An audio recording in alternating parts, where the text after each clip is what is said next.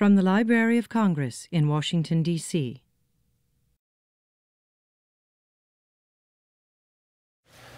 My name's Dan Baltz. I work at the Washington Post. We have been a charter...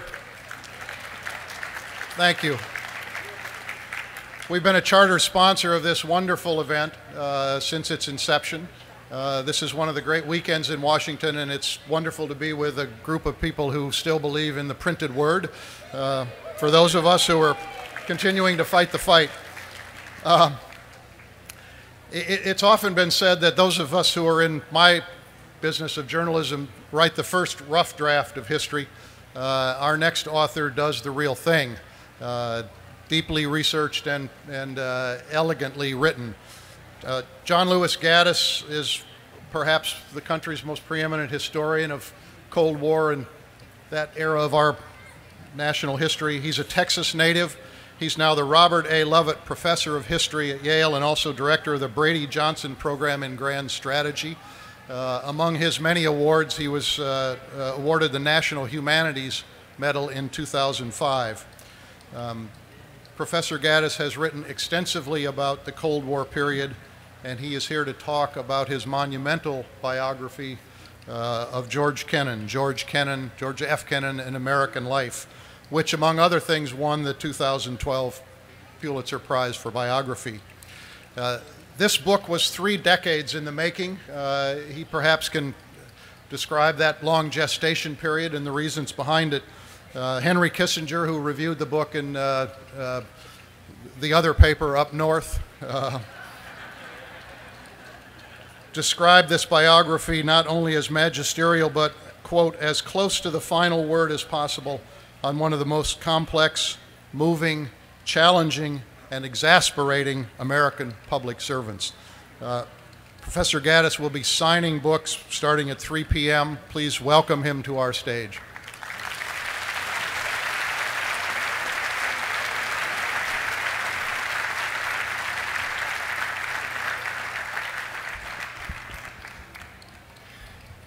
Thank you, Dan. Thank you, ladies and gentlemen, for this wonderful crowd, which is a great tribute to the concept of this festival. So it's my first experience, pardon? Okay. My first experience here, and a pleasure to be here. The book is called George F. Kennan, An American Life. And as Dan pointed out in the introduction, this book took 30 years to write. So you might wonder why that is the case. I can point out in my defense that I have actually taken a shorter period of time to write my life of George Kennan than Robert Caro has taken to write his life of Lyndon Johnson.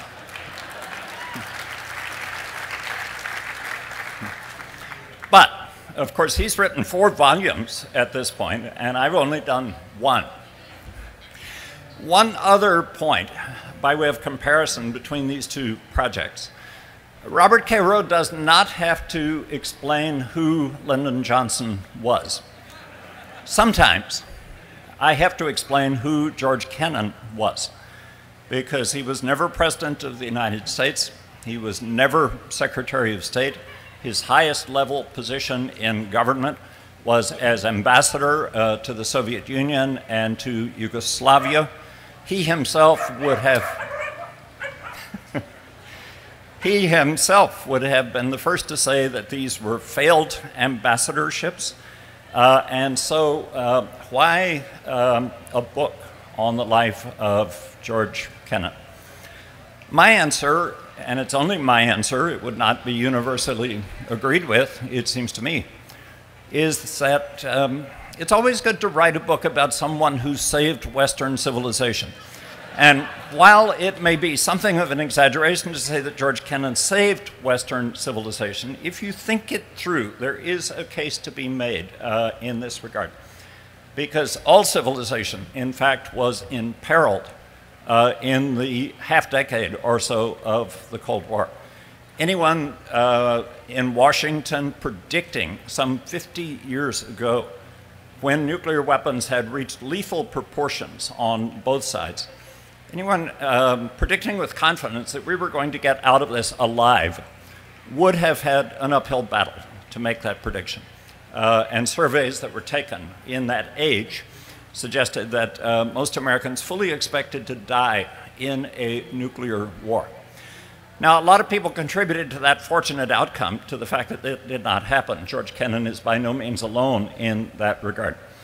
But I think he was critical in coming up with the idea, with the grand strategy, of how that catastrophe could have been avoided. Because at the time that he began to rise in influence in the United States Foreign Service, the period right at the end of World War II, first couple of years of the Cold War, the prevailing view in Washington and in other Western capitals was that there were only two choices in confronting the Soviet Union, which clearly was no longer going to be an ally in the way that it had been an ally during World War II. There were those who said that Stalin is another Hitler, and we have to simply prepare for war with the Soviet Union. There were those who said that war would be catastrophic if fought, so the only solution is to appease Stalin, cut some kind of deal with Stalin. Neither was a good example, a good precedent. Nobody wants to fight another war in that situation. Appeasement is discredited from the experiences of the 1930s. So could there be a middle path between war and appeasement? And this was the concept that George Kennan himself, more than any other individual within the United States government, worked out in the period between 1945 and 1946.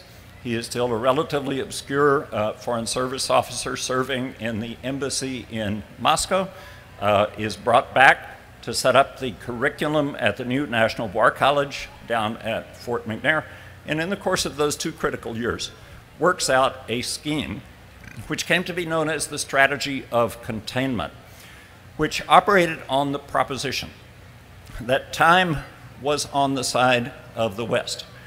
That whereas Marx had said of capitalism that it contains so many internal contradictions that it will eventually destroy itself, Kennan flipped Marx on his head and said that is true of the Soviet system. Communist ideology does not fit Russian national character. And in time, the Russian people will themselves overthrow communism. Whether that will happen as a revolution coming up from below or whether it will happen as a result of a leader realizing from above that communism does not fit Russian culture. Kennan was not sure. He was not sure how long this would take.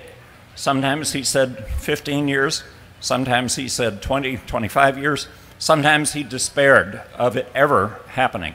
But this was the vision. This was the idea that he had. Time was on our side. If we could afford to be patient, if we could keep ourselves under control, if we could build up our side of the geopolitical balance, which certainly meant orchestrating the recovery, the economic recovery of Western Europe, the Marshall Plan, several other things, if we could simply hold the line, then in time, the Soviet system would, from the weight of its own internal contradictions, implode, and it would do so peacefully. A war would not be necessary. That's the vision of 1946, 1947. Not a bad prediction, actually, of what wound up happening between 1987 and 1991. If you think about it, that's a pretty good anticipation of that. So one of the things that I have been interested in as someone who teaches grand strategy at Yale is the question of how someone could see that far into the future, could make that great a prediction in the first place. Did this come from the careful study of international relations theory? Did it come from the detailed reading of diplomatic history? And what I found, very much to my surprise, is that it came from neither. It came from reading great books, and this brings us around to why we're here today. It came from reading great books of Russian literature, not in the Soviet period. There weren't that many yet in this period about the Soviet era. but the great literature, the great literary classics of 19th century Russia, which Kennan, as a trained expert, as one of the first trained experts in Russia in the American Foreign Service, was able to read in the original. His Russian was better than that of many Russians themselves, they would often say.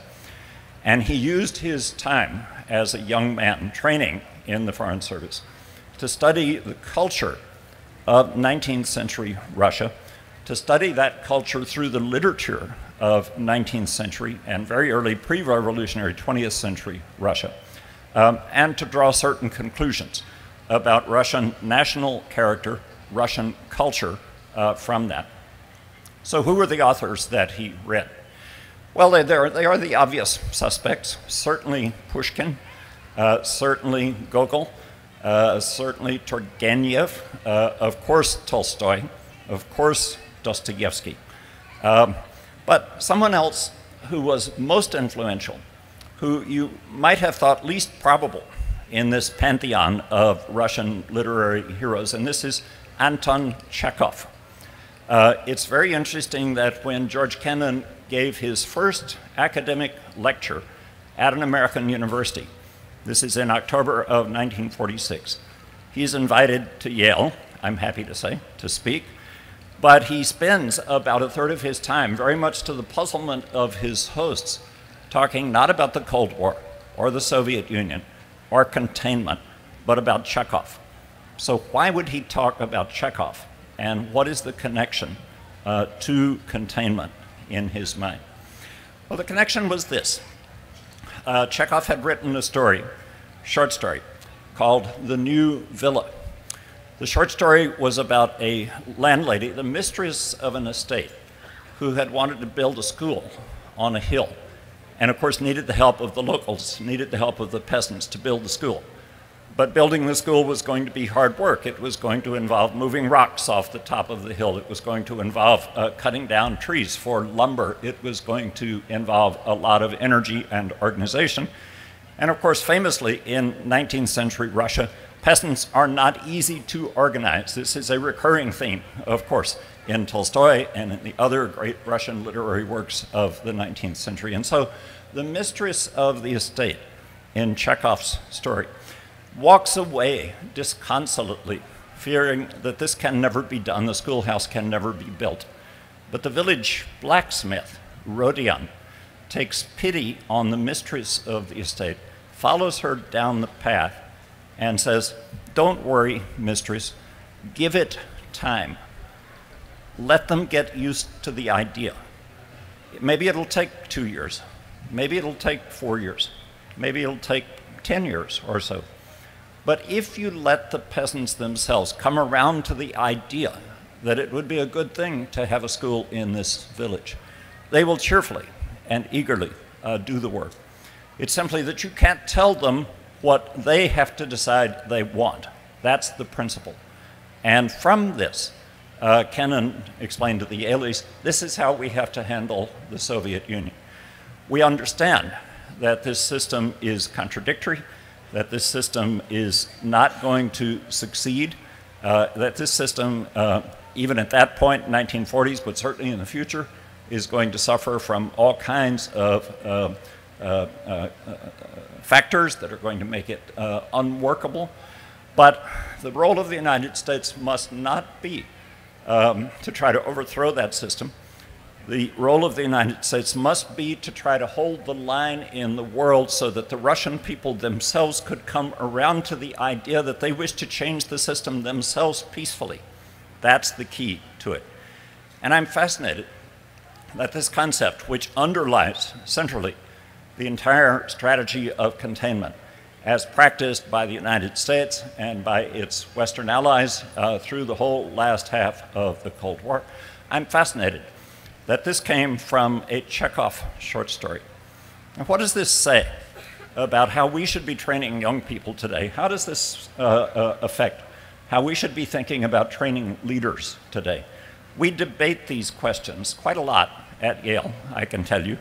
We're pretty confident that we are training in one way or another, whether well or badly, a lot of future leaders at a place like this. And so we worry about what we put into their heads. We worry about what kind of training we can give them. They get training in the social sciences. They get training in the trendy topics like migration, for example, or environmental studies, or perhaps psychologies of leadership, all of this kind of thing. What we think they don't get enough of, and what we are trying to remedy in the course that we teach, my colleagues Charlie Hill and Paul Kennedy and I, on grand strategy at Yale, is exposure to the great classical works. Because there is a reason why people come back to the classics. We go as far back in our course as Thucydides, Sun Tzu, Homer, Herodotus. There is a reason why people come back to these works.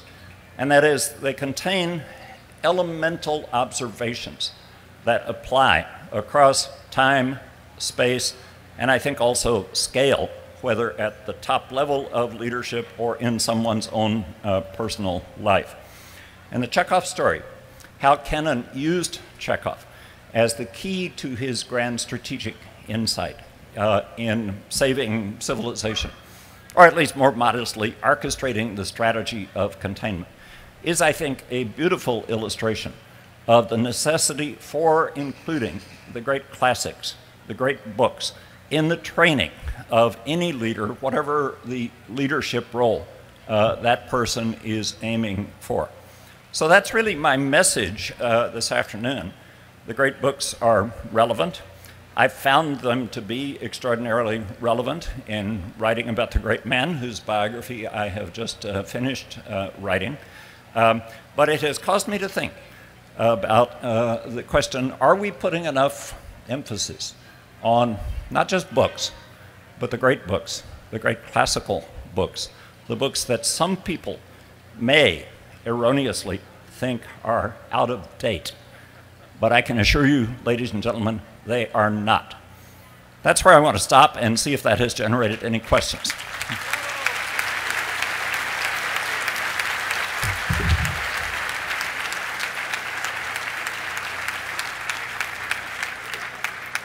Yes, sir. What you've learned about the Cold War, how does it apply to the situation as we have in the Middle East now, especially Iran, I'm interested in? Question was, how does what we learned from the Cold War apply in situations like the Middle East, and particularly what we have in Iran? The idea of containment, I think, may well be applicable to Iran. That is one of the two options that are being discussed. And indeed, it's the option that has been practiced up to this point to try to orchestrate a strategy of containment, because we can all see that Iranian society contains great contradictions within it. And if, in fact, time is on our side in that situation, then Kennan's containment strategy would make sense for Iran. The question is time on our side?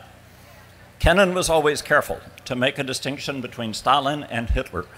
He always said containment would not have worked against Hitler, because Hitler had a timetable for wanting to do what Stalin had no timetable. If you can answer for me where Iran falls into that category, I can offer you a book contract right away. Yes? Hi, I have two short questions. I'm in the middle of David Hoffman's book called Hand. First question is, if you look and study the history of Gorbachev and Yeltsin and others, did they have the same sort of education as Kennan did? And my second question is, after he left and he went to the Institute of Advanced Study, did Gorbachev come and visit and have a one-on-one talk with him? The first question is that, no, I do not believe that the Russian leaders had the kind of education that George Kennan did.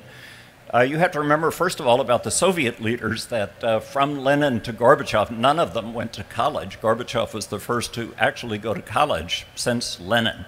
And then Gorbachev studied law. But there's a difference, because they grew up with Russian culture. Gorbachev certainly knew the Russian countryside and so on. So it's not as though they had to study in school many of these things. They were instilled in their culture. It came instinctively, very much as American culture would be instinctive with us. We can understand American culture without even reading Huckleberry Finn, although it helps to read Huckleberry Finn. You know. So that's my first answer. On the Institute for Advanced Study, no, Gorbachev never actually came to Princeton, but Kennan did meet Gorbachev on a couple of occasions. The first occasion was Gorbachev's first trip to the United States, which is here, December 1987, to sign the Intermediate Nuclear Forces Treaty. And there is a big reception at the Soviet embassy for Gorbachev. Kennan, who had actually been kicked out of the Soviet Union by Stalin in 1952, is invited to come to the Soviet embassy and to meet Gorbachev. And Gorbachev immediately recognizes him, embraces him, and pays him an extraordinarily handsome tribute, which Kennan always remembered. It was something like this: Mr. Kennan, we in our country understand that someone can be a patriot in another country, but at the same time be a great friend of our country, and that is how we regard you. So it was just the right thing to have said. Whereupon there was a very long Gorbachev speech. George sat down at a table with a lot of other luminaries. He was seated next to a strange-looking woman who was, had purple, long fingernails and was smoking a cigarette in a whole constant chain smoking. And George's hearing was beginning to go at this point. This is 1987, but somebody told him, she is the widow of Lenin. And he kept saying to himself, how could she be the widow of Lenin? And he came home to Princeton puzzled by this. And he asked his secretaries, and they say, you have just met Yoko Ono.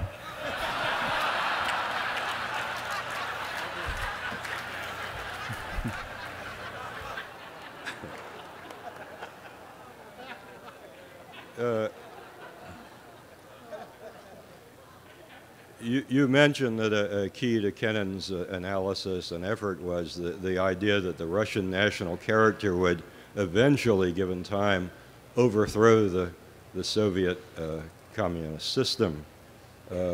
Given, though, the fact that the Soviet Communist Party had no intention of that happening and had plenary power and had as their one of their principal agendas to transform the Russian national character, did Kennan ever experience some misgivings that this project was not going to succeed, that they'd win first?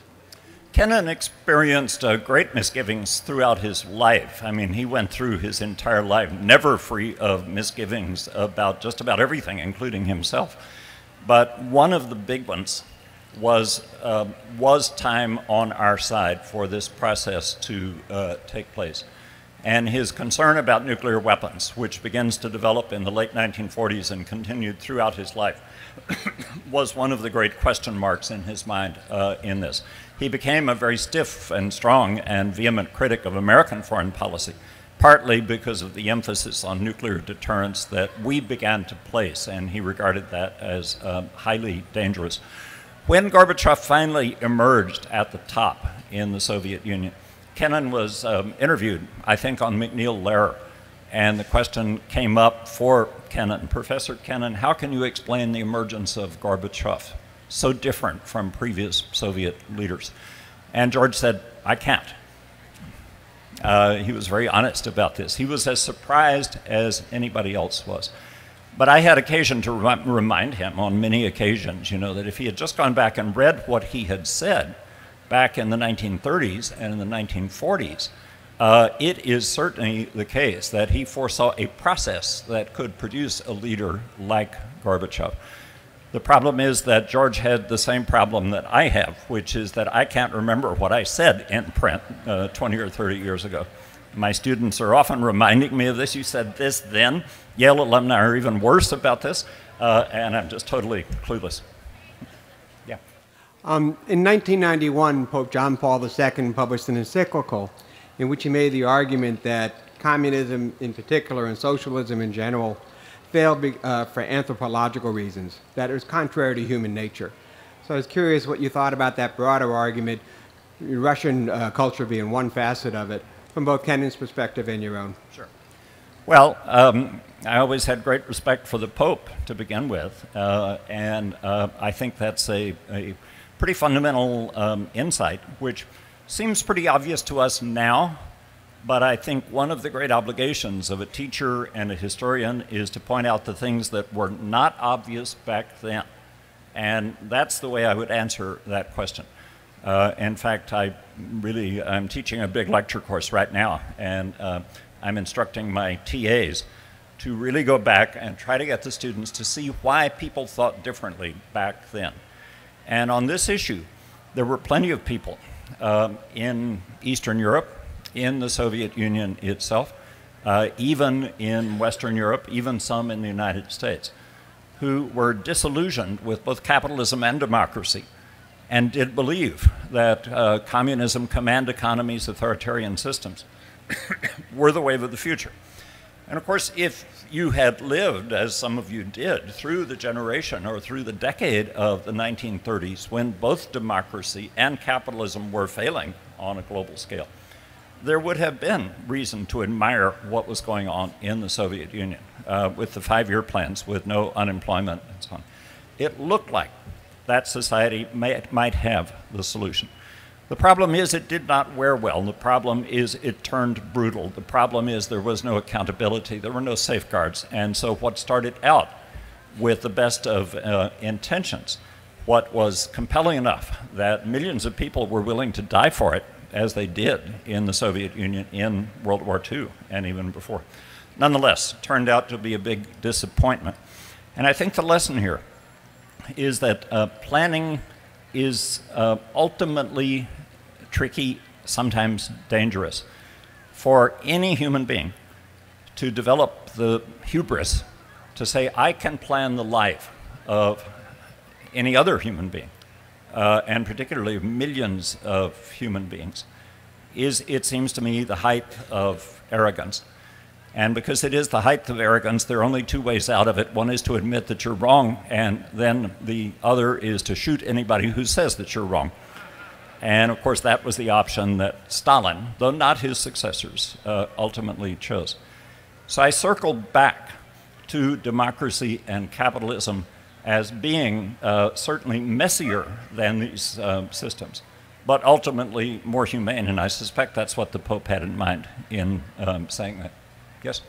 Do you think the Cold War is a phenomena that was unique to the 20th century and the ideological conflicts which were spawned during that, or is it something we'll see repeated in this century whenever two countries with nuclear weapons and an adversarial relationship find each other in a hostile relationship? Well, it's a good question, but I think part of the way to understand it is the Cold War was not the first Cold War. There are plenty of other examples in history of nations that were hostile to each other and had accumulated a lot of arms and whatnot, who actually never went to war with one another, or at least not for quite a long time. Britain and the United States are a very good example. There was, of course, the unpleasantness in 1812, but I was talking to a distinguished British historian just the other night, and he said, oh, we've forgotten that now. We forget about that. So it is possible to have these kinds of rivalries, and international relations theory, which is about the balance of power, would suggest this is what's going on when power is being balanced, whether it's among two great powers or whether it's among several great powers. It's a Cold War, and sometimes it's a cold peace. It's somewhere in between. What was distinctive about the Soviet-American rivalry, which I think is not likely to be replicated, was the fact that two great powers dominated the world. And the person to thank for that is Adolf Hitler, who by really destroying the capacity of the Europeans to act as great powers, created a power vacuum into which the Americans and the Russians moved. But that was a distinctive development, and I don't see anything comparable to that happening. I certainly do not see the Sino-American relationship as being anything like that.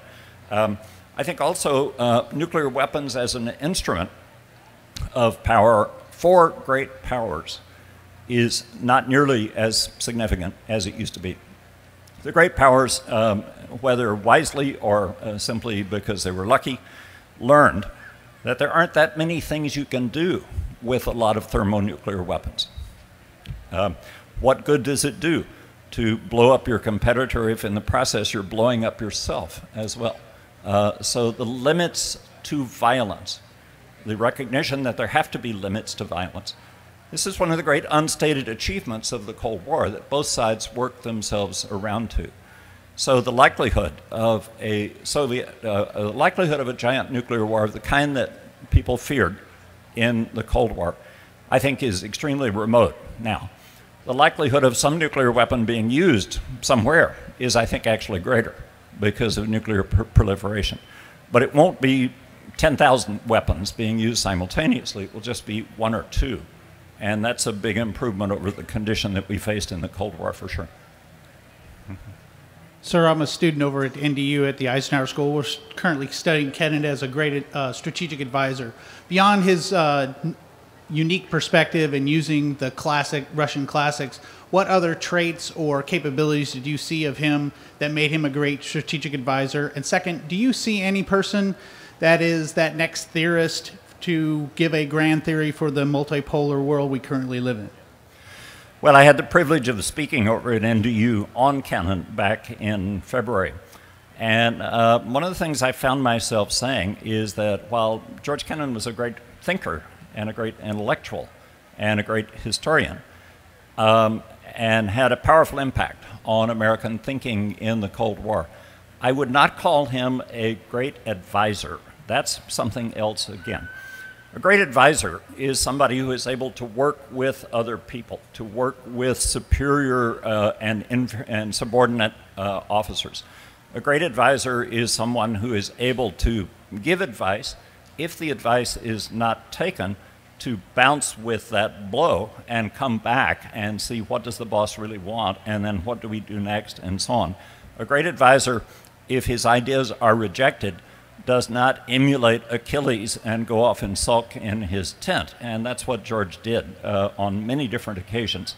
So the people who had to work with him, people like Dean Acheson, for example, particularly, but also John Foster Dulles, many other people, found him very difficult on a day-to-day basis to work with, because once policy was settled, it was not settled in George's mind. He was always trying to reconsider it. So that's much more of an academic temperament than it is an advisor temperament. And that's why I think ultimately the Academy, specifically the Institute for Advanced Study, was the better place for him than the State Department in the long run. And I think he would have agreed with that statement. Yes, sir. Yes, I have a friend who I'll quote says that the best war is the one that isn't fought. And so the Cold War, in some sense, was a good war.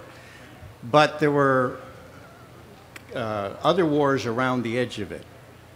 And I'm thinking particularly of Vietnam, since I'm of that age.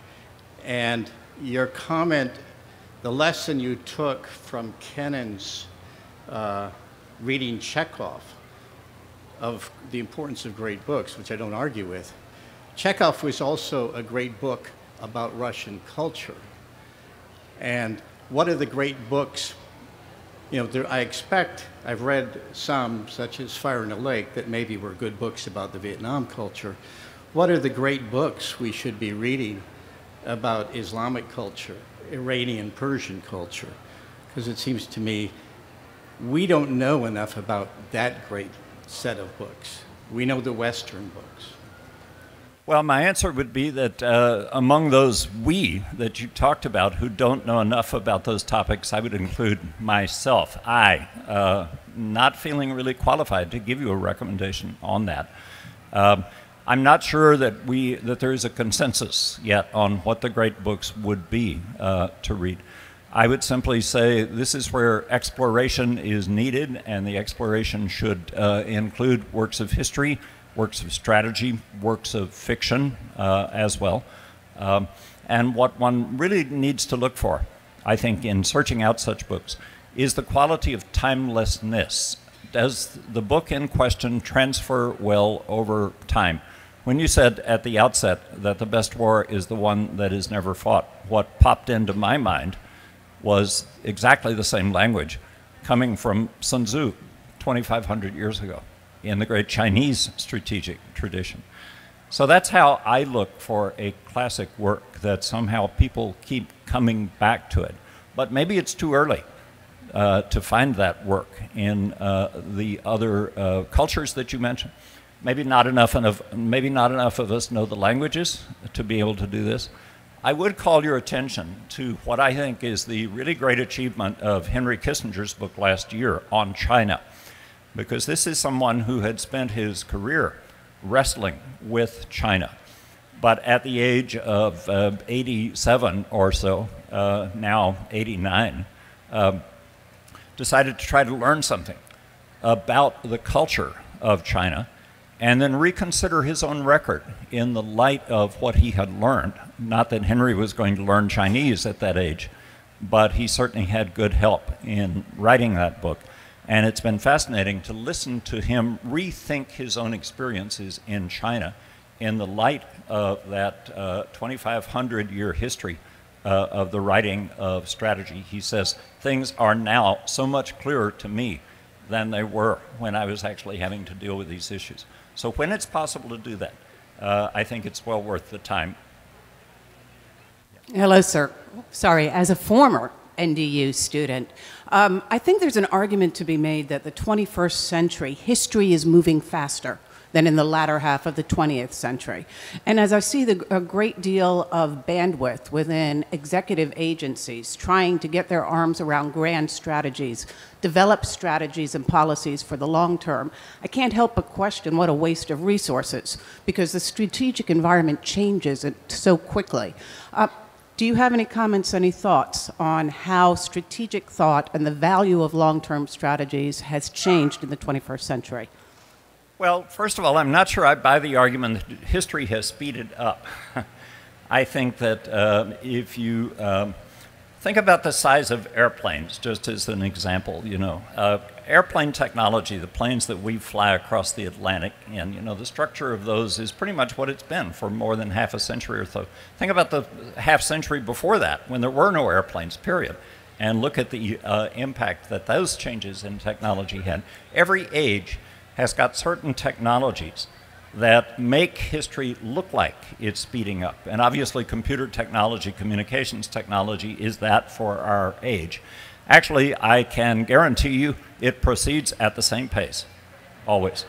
It just looks different in that regard. But certainly because of the new changes in communications technology, it is possible for us to know much more about what's going on around the world instantaneously. And of course that clogs the brain and slows the synapses to have that much information coming in. I think we've known for a long time that the dangers of having too much information and therefore not being able to think. One of the case studies that we study in the Grand Strategy course is the career of Philip II of Spain and the Spanish Armada and the competition with Elizabeth I. And Philip's problem was that he insisted on running the entire Spanish Empire himself, personally. He never had time to think or sleep or anything else. And that is what the new technology has pushed us into. So I think we will learn in time to cope with it. I think the obvious answer, which neither my wife nor I have mastered yet, is to turn off the machines at a certain point in the day. But I think that eventually we will adjust to it. And I would treat it in the context of these other technological changes that I've mentioned, which give you the appearance that history is speeding up. In your discussion of Chekhov, you noted the idea that Russia was perhaps better than Russians. It gave me an introspective question. Is America a culture? Is it an idea? And is the culture or idea of America better than Americans? And what is it that we need to do to make those two come together? I don't think you really are getting at culture if you say it's better than people. I think culture is people. And I think that the embarrassing things about America are as much part of American culture as the things that we are proud of. I think Kennan would have said the same would be true of Russian culture as well. It's all culture. And it's extremely important to study that and to do it in the right way. All I'm saying is trust the classics. I was in a meeting just on Thursday with a colleague planning the curriculum for the first group of students who are going to be going to the new Yale campus in Singapore. And before they go there, they will come to Yale for about 5 weeks or 3 weeks in the summer. And so my colleague and I have been given a week, and we were trying to decide what we would teach these kids in the first place. And we have pretty much decided that we are going to start with Homer, and we're going to do the section, the embassy to Achilles, as a way of illustrating the need for diplomacy. We are going to do something from the Aeneid, the story of the Trojan horse, as a way of illustrating intelligence and surprise and craft versus strength. You know.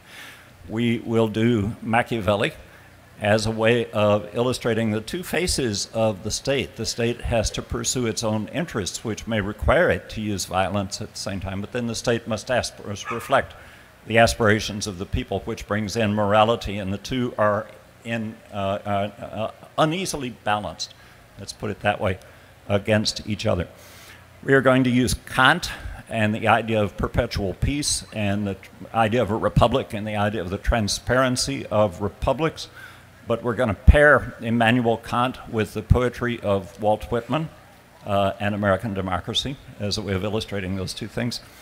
And then our plan at the moment, subject to revision, is to require every line of Moby Dick.